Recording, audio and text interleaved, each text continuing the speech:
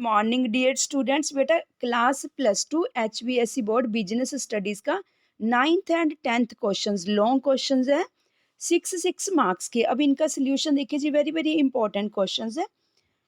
Question देखिए जी, सुनिए question ध्यान से बेटा। लाभांश निर्णय से आप क्या समझते हैं? लाभांश निर्णय को प्रभावित करने वाले कारकों का वर्णन कीजिए। लाभांश क्या होता है? ध्यान से सुनना बेटा। शेयर होल्डर्स है ना, क्या देते हैं शेयर होल्डर्स? देखो देते उनको प्रॉफिट ही है ना, पर बोला क्या जाता है? डिविडेंड, लाभांश बोला जाता है उनको, जो शेयर होल्डर्स को देते हैं। प्रेफरेंस शेयर होल्डर्स को, इक्विटी शेयर होल्डर्स को, वो डिपेंड करता है उन्होंने किस टाइप के शेयर्स परचेज किए हुए है ना। कम्युलेटिव या preference share holders, there are so many types of preference shares and there are so many, नहीं कहूँगी। इक्विटी शेयर होल्डर्स तो बेसिकली एक या दो तरह के ही होते हैं ना। प्रेफरेंस शेयर होल्डर्स काफ़ी तरह के होते हैं।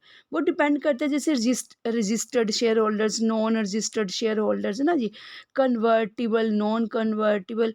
तो वो डिपेंड करते हैं कि किस टाइप के उन्होंने शेयर्स खरीदे हुए हैं। बस अगर कंपनी अच्छी ग्रो कर रही है तो जितना उसको प्रॉफिट्स आता जाता है कंपनी को एज अ रिटर्न अपने शेयर होल्डर्स क्या होते हैं? एक तरह से मालिक, ओनर्स ऑफ द कंपनीज होते हैं, क्योंकि उन्हीं के पैसे से ही उनकी कंपनी एस्टैब्लिश हुई होती है ना। तो उनको एज अ प्रॉफिट ना देकर डिविडेंड बोला जाता है। कई बार फ्री शेयर्स भी बांट दिए जाते हैं, जिसको बोनस शेयर भी कहते हैं।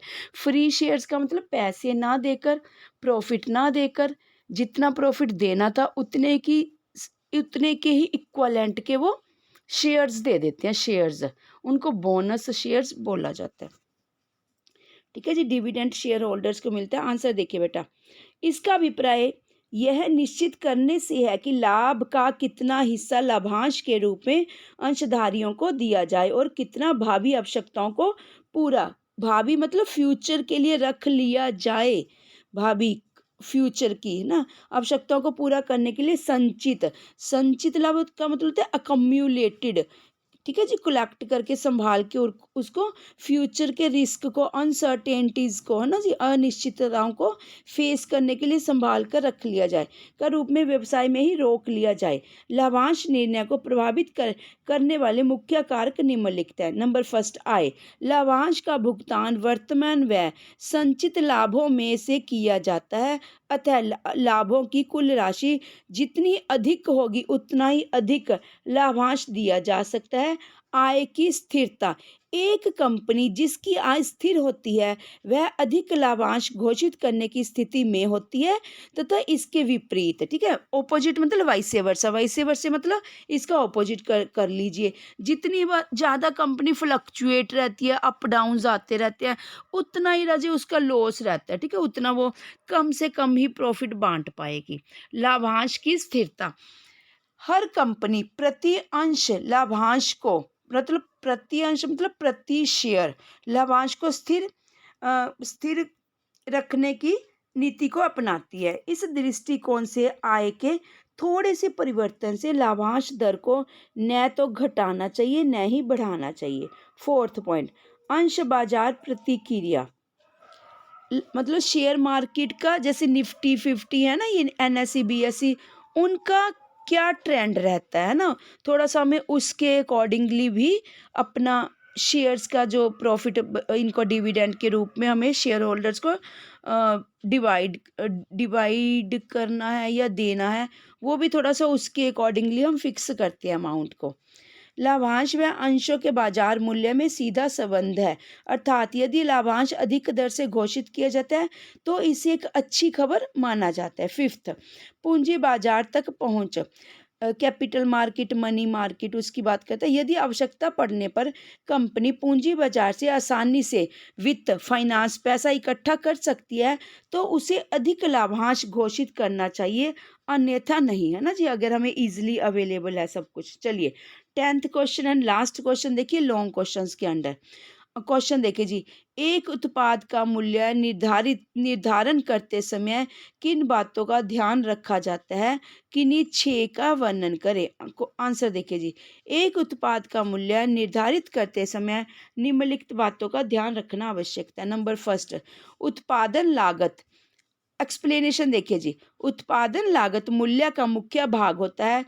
कोई भी कंपनी अपने उत्पादन अथवा सेवा को उसकी उत्पादन लागत से कम पर विक्रय नहीं कर सकती, अतः मूल्य निर्धारण से पूर्ण उत्पादन लागत के सही आंकड़े एकत्रित करके उन पर विचार करना जरूरी है। सेकंड पॉइंट, वस्तु की मांग।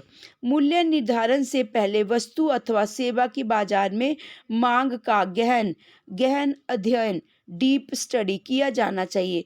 पूर्ति की अपेक्षा मांग अधिक होने की स्थिति में मूल्य अपेक्षाकृत अधिक निश्चित किया जा सकता है। अगर जिस चीज़ की डिमांड ज़्यादा है ना, डिमांड, प्रतियोगी फर्मों का, कॉम्पिटिटर्स फर्म्स का क्या रवैया है, क्या ट्रेंड है, क्या पैटर्न है ना, डायग्रामेटिकली ग्राफिकली अपने क्या ट्रेंड, ग्राफिक्स स्टैटिस्टिक्स बनाए हैं उनके, उनका ट्रेंड हम अपनी इंटर फर्म कंपैरेटिव स्टडीज़ करेंगे। मूल्य निर्धारण के समय प्रतियोगी फर्मों के मूल्य पर विचार किया जाना अति आवश्यक है।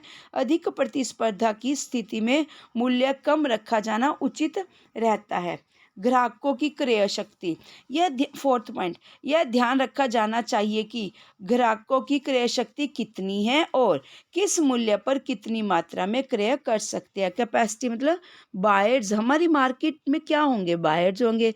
हम कौन है, हम सप्लायर्स हैं, खरीदने वाले कौन है, बायर्स हैं, कस्टमर्स हैं, उनकी क्या कैपेसिटी है। हम मार्केट अपनी प्रोडक्शन कंपनी में हाई रेट्स का प्रोडक्शन कर रहे हैं ना, सामान बना रहे हैं, पर हम जहाँ हमारी एस्टेब्लिशिंग कंपनी है, इंस्टीट्यूट है, फैक्ट्री है, वहाँ हमारे बायर्स इतनी कैपेसिटी के नहीं है, तो हम उनके अकॉर्डिंगली ही चलेंगे बेटा।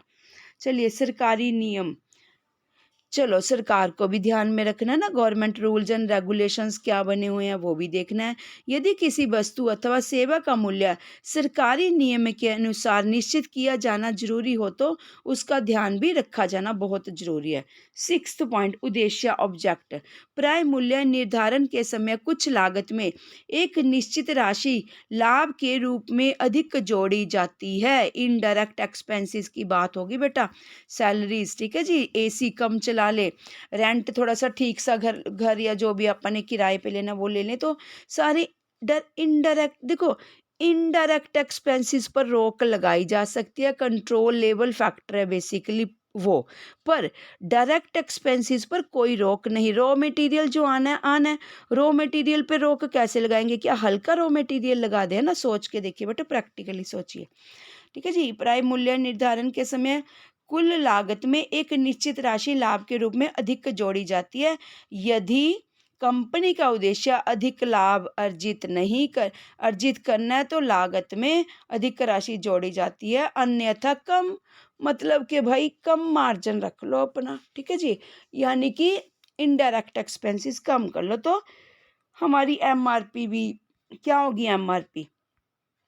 एमआरपी क्या होगी, मतलब पर यूनिट कॉस्ट कम आएगी अगर हम इनडायरेक्ट एक्सपेंसेस थोड़े कम ऐड कर लेंगे ना। पैकेजिंग है, हल्की पैकेजिंग कर लो, पर क्वालिटी हमेशा अच्छी प्रोवाइड करो, ठीक है जी, क्वालिटी मेन फोकस क्वालिटी पे होना चाहिए, क्वांटिटी पे नहीं, या फिर शो ऑफ पे नहीं होना चाहिए, या विंडो ड्रेसिंग पे नहीं होना चाहिए ना जी, कि भाई पैकिंग बहुत अच्छी है, अंदर से जब ओपन करके देखा भाई नहीं, क्वालिटी ही नहीं है बिल्कुल ही। बेटे कस्टमर एक दो बारी आएगा ऐसी कंपनीज के पास, इंस्टीट्यूट्स के पास, ठीक है, एक दो बारी तो देखो वो धोखे में आ ही जाता है बेचारा, फिर नेक्स्ट टाइम कभी भी नहीं आएगा बेटा, परमानेंट डिनाई कर लेगा कि भाई नहीं नहीं, इस इंस्टीट्यूट कंपनी फैक्ट्री के पास से तो कभी कुछ नहीं लेना, ये बाहर कुछ दिखाती है, अंदर माल कुछ होता है। चलिए बेटा, इसी के साथ ही long questions, total 10 long question, very very important, हमने अपलोड कर दिया लिस्ट बनाकर। बिजनेस स्टडीज़ का 11th नहीं नहीं, बस बेटा हमारा फोकस बोर्ड के पेपर्स पे रहता है, 12th क्लास का। चलिए बेटा, थैंक यू सो मच बेटा, ऑल द वेरी बेस्ट बेटा।